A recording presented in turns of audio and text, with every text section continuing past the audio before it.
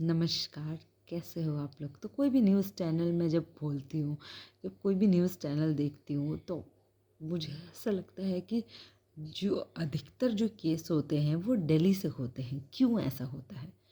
मुझे तो ये बिल्कुल समझ में नहीं आता कि दिल्ली में ही हर कांड क्यों होता है और कुछ नया, ऑलवेज़ नया। अभी कुछ दिन पहले फ्रिज की बात पता चली कि फ्रिज में 35 टुकड़े हुए हैं।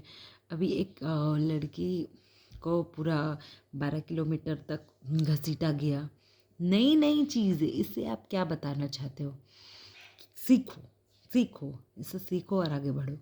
नहीं, दिल्ली में ही ऐसा क्यों होता है?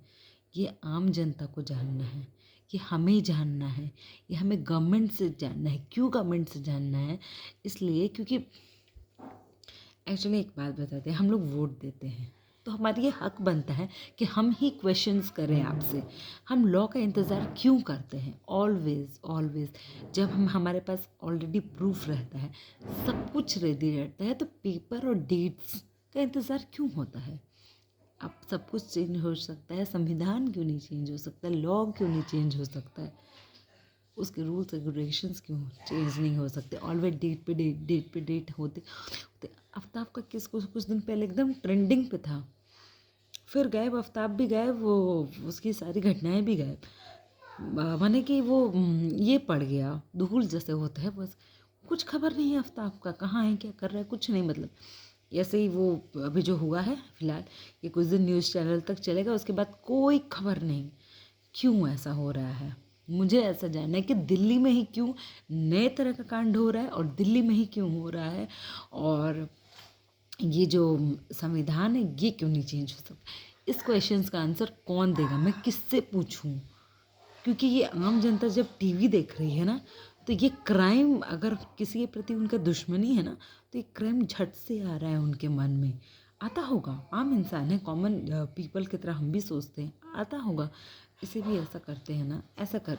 अरे यार, ये न्यूज़ चैनल में इतने ट्रेंडिंग बना रहे हो आप कि आफ्ताब का हुआ, उसके बाद कुछ दिनों बाद मैं सुन रही हूँ कि माँ और बेटे ने शायद हस्बैंड को काट के फेंका है कहीं, या जंगल में, शायद यही न्यूज़ आ रही थी।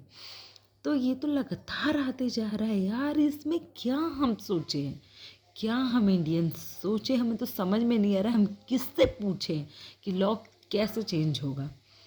हम बीजेपी की तरफ हैं, हम कांग्रेस की तरफ हैं, हम ये आपकी तरफ में, जो भी तरफ है, लेकिन ये जो संविधान है ये तो हम सबका है, ये हमारा इंडिया सबका है। सेफ रखने की जिम्मेदारी सबकी है, ये ना ही कांग्रेस की, ना ही बीजेपी की है, ना किसी की भी नहीं है। हम सबकी है, इंडिविजुअल की है। अगर ऐसी सोच और मानसिकता लेके अगर दिल्ली में लोग रह रहे हैं और इस तरह का कांड कर रहे हैं, आई डोंट थिंक दे, माने कि उनको रहना ही नहीं चाहिए। पुट इट ऑन जेल, फांसी लगा दो, कुछ भी कर दो तुरंत। और मेरे ख्याल से एक चीज़ जो है वो ज़रूर होना चाहिए, वो है कि सज़ा जो है वो उसी तरह मिलना चाहिए जिस तरह उन्होंने कांड किया है। आई थिंक सो, इससे क्राइम बहुत ज़्यादा कम होगी। आप देख लो ना खुद ही, आप अगर आफ्ताब को भी उसी तरह करते तो ये सारा इंडिया देखता और न्यूज़ चैनल पे चलता। इससे क्या होता है, डर होता है मन में बॉयज़ लोग को, आदमी लोग को, ऐसा काम करने से, या लड़की जो भी ये काम कर रहा है गलत काम। तो अगर आप ये चीज़ नहीं आप बताओगे, ये चीज़ नहीं दिखाओगे, इसका रूल्स एंड रेगुलेशंस पे चलोगे, पेपर वर्क पे चलोगे, तो कब तक? प्लीज़ संविधान और लॉ के बारे में एक बार सोचिए गवर्नमेंट। ये हम आम मैं आपसे रिक्वेस्ट करती हूँ, मैं आपसे मिलना चाहती हूँ मोदी जी, और आपसे एक इस बारे में बात करनी चाहती हूँ। आई थिंक कि मैं बहुत ज़्यादा ये हूँ, उत्साहित हूँ इस बात को जानने के लिए कि दिल्ली में ही ऐसा क्यों होता है, नए तरह का कांड, और ऐसी मानसिकता के लोग दिल्ली में ही क्यों हैं।